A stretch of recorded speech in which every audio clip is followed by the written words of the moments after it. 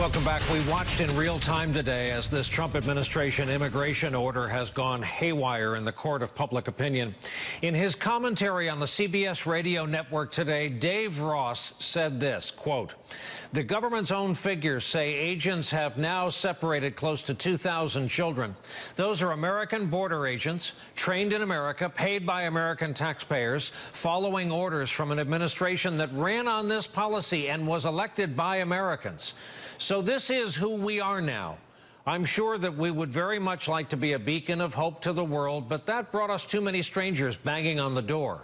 So it appears we will snuff out that light, at least for now, and change the locks. As a democracy, we have the power to reconsider, but in the meantime, we are the country you see. And according to the Attorney General, it's exactly how the Bible wants it." We talked about all of it tonight with Ohio's Governor John Kasich, the Republican, the rumored 2020 presidential candidate who visited us here in New York. I suppose you're up on what we've seen transpire all weekend and today.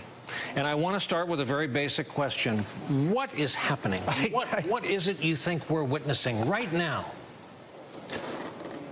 Brian, you and I are, kind of contemporaries. We've never seen anything quite like this. The heart of America has always been about caring. And here we are in New York, and right out here is the grand old lady and welcoming people. And I was on Ellis Island, I guess, about a year ago, and my own family, my grandparents came over, and they were welcomed. And then when you look at the border and you see young children being taken from their mothers and fathers.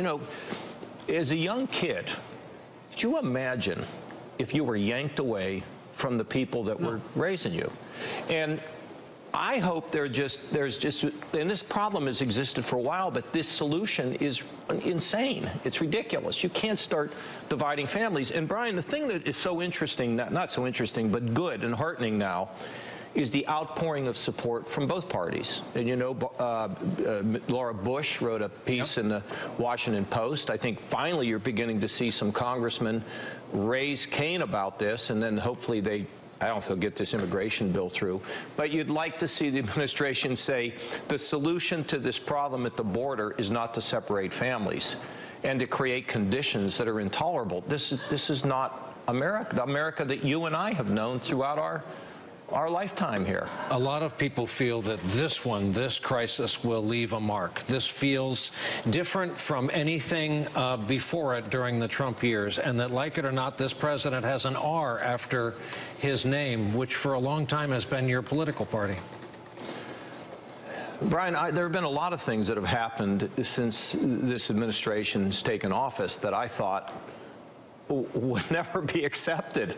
I don't know how this is going to go down with the base. And here's the problem. I think base politics now in our country is different than I've ever seen it. I mean, I was in Congress for 18 years. We never decided, I can't remember when we ever decided, okay, we can't do this or we can do this because of the upcoming election. If there was anything that was incumbent on us, it was to do something good. And I just hope that the base will look at the facts and take off partisan glasses. But I have to also tell you, I said earlier today on one of the shows here on the channel, I remember we went through the government shutdown, and I felt as though the Democrats had walked away from DACA. We're not seeing the kind of courage that we're so used to seeing, the kind of courage embodied by somebody like John McCain or Bob Dole, or people that said America counts and our soul matters and our hearts matter. It's just I'm not familiar with this. So where did the burn down the house movement start? If you and I went to Eldora Speedway, one of the great dirt tracks in America, this coming weekend, and walked around in the stands and talked to people, I'm guessing we'd find a good number of the, I'd rather burn down the house than continue our current path. Where did that come from? I'm not sure. I mean, was it Vietnam? Was it Ruby Ridge? Was it the impeachment, leaving the office, impeachment and removal of Nixon? Was it as I saw that great movie, The Post, this weekend? Was it the Pentagon Papers? I think it's been happening over a period of time. And then I think people have, there was an unbelievable story. Well, I'm so glad we're doing this interview in this kind of a way. We're off to do some soundbite. I read a story today on the CBS website saying how Americans have lost so much faith in all the institutions that you and I grew up admiring and respecting. I mean, if we lose confidence in our institutions, where are we supposed to go? Look at the FBI. Well, that was one of them, that, you know, that people have lost confidence in that, in the court, in the Congress, in the news media. This is a bigger problem for our country, Brian, than any single event. People losing faith in what's the truth, you know? And what is the answer for this? I think the answer is courage. I do. I think the answer is for you and I, and our people that watch, people that, you know, that turn off the lights at night. You don't have to be a big shot. Begin to say that I need to be kinder. I need to understand. I need to love my neighbor as I love myself. I think there has to be a reckoning that we're all in this together, and somehow it's just divided. And like you say, at that dirt track, people would be yelling and screaming at one another there. That's not how we got to get this. We got to get back on track. Do I think we can? I do, but I have to tell you, I think faith is a big quotient in this. The fact that the Lord has placed. And look, if you don't happen to believe in that, if you're a humanist, that's great. You want to make the country better. But for those of faith, I think the Lord has written a roadmap on our hearts about the way we're supposed to treat one another.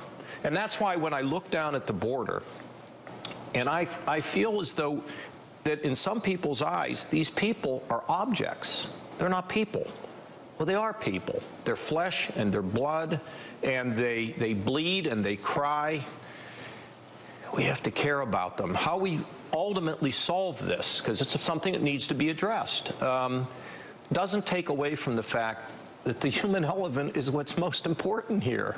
And we have an expectation to do something that's bold and has courage and is big and is righteous. And I don't see it happening right now. Hopefully it will move. Is that all? That's a lot there. Yes, but it all makes sense. And I am duty-bound to ask you if you're going to get in the game and run for this. I am in the game. I'm here on your show. Well, we have a lot of people on our show. Very few of them have run for president. Yeah. Well, I don't know, Brian. I want to keep my voice out there. All my options are on the table. I don't know what I'm going to do.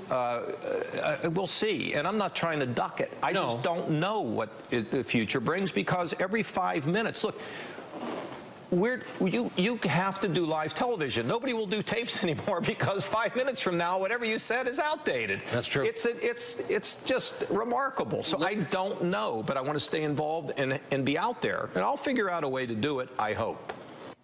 Coming up, we're going to take a break here, but in way fewer than 5 minutes, we're going to come back and tell you why Governor Kasich says he hopes nothing is found in the Mueller investigation.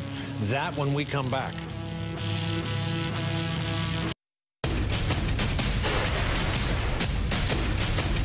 John Kasich was our first ever guest on our first ever night of this broadcast, and we're back with a bit more of our conversation from tonight with the Ohio governor. Among other things, John Kasich told me he hopes Mueller comes up with nothing on President Trump. How do we get through this? The president's campaign chairman is in jail. You and I get to go home at the end of our shift tonight. The president's campaign chairman is in jail. How and when does this end? Well, I don't know. We've got to get to the bottom of the whole investigation with Mueller and see where that comes out. It can't be hurried. They have to take their time. I hope there'll be a resolution of it, and I hope that there's nothing found. To be honest with you, I don't want to see the president in trouble. You know, we saw what happened with Nixon. I mean, we saw what happened with the impeachment of Bill Clinton. It's not good for the country. But I also want to say, Brian, that we need to just stop looking at the prism of politics. You know, when we think about the Wells Fargos that took advantage of their customers, when we think about the pedophiles that went on in the clergy, when we think about these things, a lot of America has become infected. Does that mean we're doomed? No, because the other side, the light will always outshine the darkness.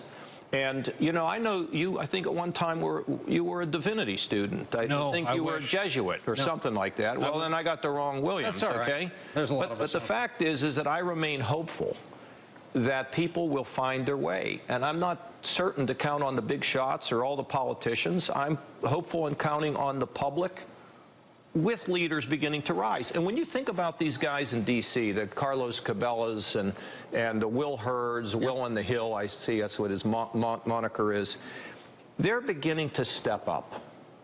I wondered when it was going to happen. Very few of them out there, though. I know, but Brian, it always starts with a few.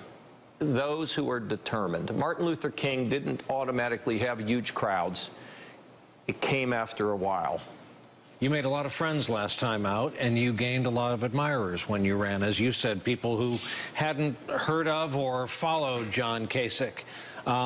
You would hope to fire up that base if you get back into it. You know, I don't know. I don't know what's going to happen. I'm not going to get into some... Really don't know. You know what? Look at me. I really don't. I don't know what's going to happen. But all my options are there. I'm not closing anything down, and we'll see. We'll just see. These are times that are so turbulent and uncertain. You just be prepared. And, you know, it's sort of like in a basketball. You know, you used to play basketball. I played basketball. You just want to be around the rim because sometimes the ball will bounce off, and you better be there to grab it. John Kasich, thank you very much for visiting. You're a good man. Thank you, sir. Thank you. State of Ohio has supplied 8 U.S. presidents. Our conversation tonight with the current governor, John Kasich.